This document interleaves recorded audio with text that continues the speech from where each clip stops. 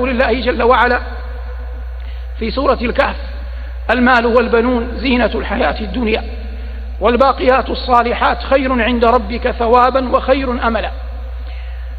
قال صلى الله عليه وسلم: من أمسى معافا في بدنه آمنا في سربه عنده قوت يومه فكأنما جمعت له الدنيا بحذافيرها. هذه الحياة فيها ضروريات وفيها زينة زائدة على الضروريات.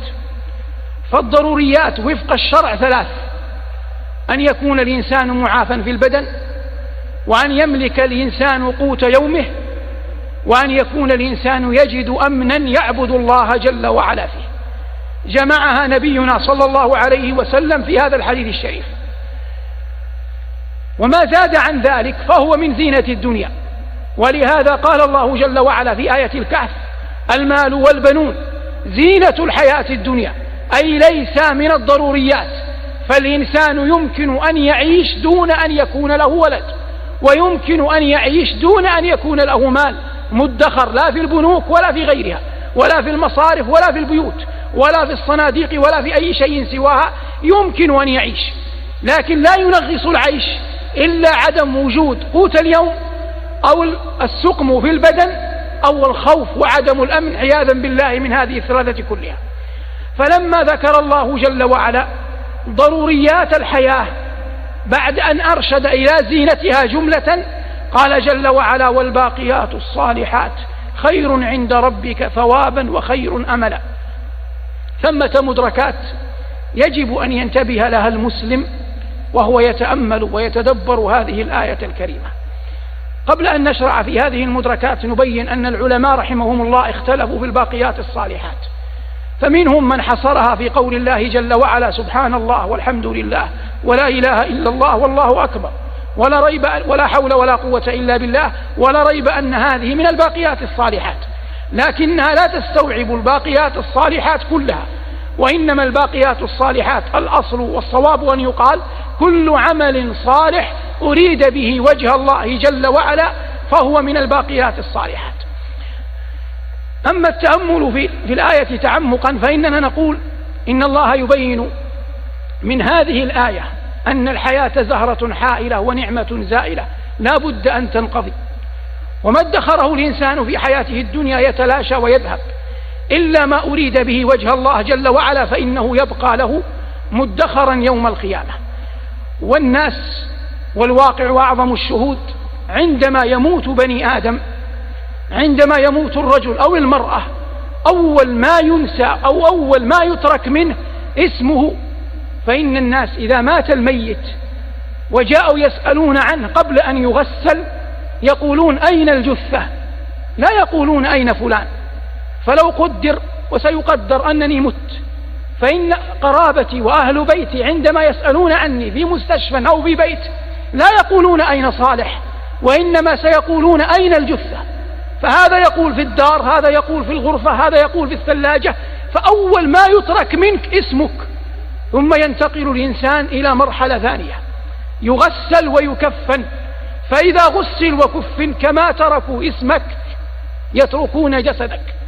فالذي يريد أن يسأل عنك لن يقول أين الجثة، ولا أن يقول أين الاسم، ولا أين فلان، وإنما يقول أين الجنازة.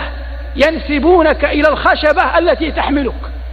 يقول: تبعت الجنازة، صلوا على الجنازة، أين الجنازة؟ قدموا الجنازة، أخروا الجنازة، هاتوا الجنازة من جهة كذا من جهة كذا. يترك بعد اسمك وجسدك، تترك بالكلية. ثم يوضع الميت في قبره، فلا يقال له بعد وضعه في القبر، لا يقال جثة. كما تركوا الاسم والجثة والخشبة يقولون ميت، مصداقا لقول الله: إنك ميت وإنهم ميتون.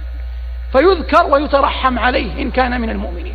والغاية من هذا كله حتى يسعى الإنسان في شيء باق، وهذا أعظم ما يعينك على أن تأتي الباقيات الصالحات: علمك بمصيرك، وأنك كما قال الرب جل وعلا في كتابه: يا أيها الإنسان إنك كادح إلى ربك كدحا فملاقيه.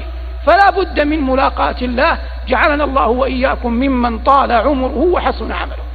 الأمر الثاني أن تعلم أن الباقيات الصالحات توفيق من الله، وأن الهداية جملة نور من الله يضعه الله جل وعلا في قلب من يشاء، لا يناله أحد بعلمه ولا بجهده ولا بسعيه ولا بغدوه ولا برواحه.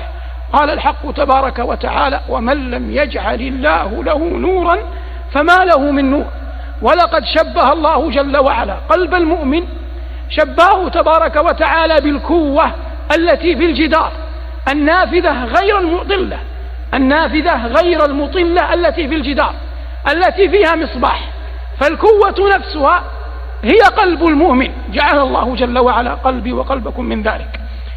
والمصباح الذي فيها يضيء من خلال زيت، فاجتمع فيه سببان لأن يضيء، فاجتمع في الكوة سببان. المصباح، هذا المصباح متكئ على سبب آخر هو الزيت، فالزيت تفسيره هي الفطرة التي جعلها الله جل وعلا في قلوب الناس، والمصباح هي الآيات البينات التي أنزلها الله على قلب نبينا صلى الله عليه وسلم. وهذه الفطرة تكاد تهدي صاحبها من غير دليل، كما أن الزيت يكاد يضيء ولا يضيء من غير أن تتصل أو توقد به نار. فتشع هذه الفطرة مع آيات الله البينات في قلب المؤمن، والكوة أمر مقوس محفوظ، فالشعاع فيه يبقى ظاهر ممتلئ. وكذلك قلب المؤمن يشع بنورين: نور الفطرة التي فطره الله جل وعلا عليها، ونور الآيات البينات التي استفاد منها وجعلها الله جل وعلا في قلبه. ولا سبيل إلى الفطرة ولا سبيل إلى الآيات البينات إلا بالله تبارك وتعالى. قال العز بن عبد السلام رحمه الله: والله لن يصلوا إلى شيء بغير الله، فكيف يوصلوا إلى الله بغير الله؟ قال: والله لن يصلوا إلى شيء بغير الله، فكيف يوصلوا إلى الله بغير الله؟ فإذا كان النور يهدي إلى الله فإنه لا يمكن أن يطلب إلا من الله. قال: تباركت أسماؤه وجل ثناؤه: الله نور السماوات والأرض، مثل نوره كمشكاة فيها مصباح، المصباح في زجاجة، الزجاجة كأنها كوكب دري يوقد من شجرة مباركة زيتونة لا شرقية ولا غربية يكاد زيتها يضيء ولو لم تمسسه نار، نور على نور.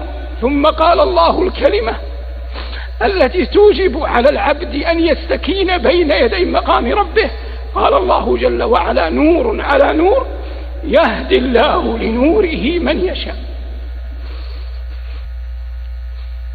إن العبد إذا تأمل كم حرم من الناس من هذا النور يعلم أنه فضل من الله محض. قول الحق: يهدي الله لنوره من يشاء، يستوجب كما أسلفت أن يستكين العبد بين يدي مولاه، يسأل الله جل وعلا بكرة وعشية أن يهديه إلى نوره المبين وإلى صراطه المستقيم. قال الله جل وعلا: وكذلك أوحينا إليك روحا من أمرنا ما كنت تدري ما الكتاب ولا الإيمان ولكن جعلناه نورا نهدي به من نشاء من عبادنا وإنك لتهدي إلى صراط مستقيم. الأمر الثالث من المدركات حول الباقيات الصالحات أن تعلم أن الله جل وعلا وحده من يعلم الغيب كله، فكم من إنسان يسعى في أمر يؤمل خيرا فيلقى ضده، وكم ممن يؤمل غير ذلك فيلقيه الله جل وعلا الخير. ومن علم أن الغيب كله لله اطمأنت نفسه وسكن قلبه ولم يركن إلى أحد من الدنيا يتكئ عليه. أن الإنسان لا يعلم الغيب، وما دام لا يعلم الغيب ليس له المفر إلا إلى الله جل وعلا. وهذا العلم في هذه الآية بينه الله جل وعلا في خاتمة سورة هود. قال الله جل وعلا: ولله غيب السماوات والأرض فاعبده وتوكل، وإليه يرجع الأمر كله، فاعبده وتوكل عليه.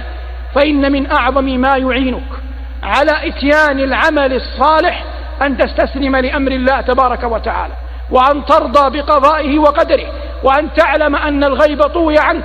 قل لا يعلم من في السماوات والأرض الغيب إلا الله وما يشعرون أيان يبعثون.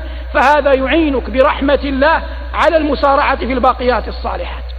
ثم تنتقل في هذه المدركات إلى أمر عظيم، وهو المسارعة إلى العمل الصالح وانتهاز الفرص. والناس في هذا الباب طرائق شتى كما أخبر الله جل وعلا، قال سبحانه: إن سعيكم لشتى.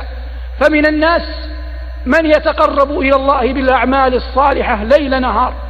جاء في سيرة نبي الله إدريس عليه الصلاة والسلام أن الملائكة كانت تعجب منه، يرفع لإدريس وحده من الأعمال الصالحة ما يرفع لأهل الأرض كلهم من أهل زمانه.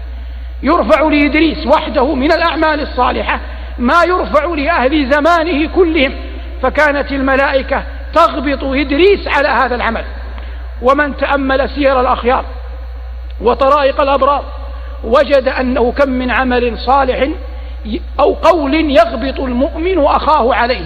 قال علي رضي الله عنه وأرضاه: إن الله أخفى اثنتين في اثنتين، أخفى أولياءه في عباده، فلا تدري في من تلقاه أيهم ولي لله، وأخفى رضوانه في طاعته، فلا تدري أي طاعة لك أطعت الله بها كانت سببا في رضوان الله جل وعلا عنك.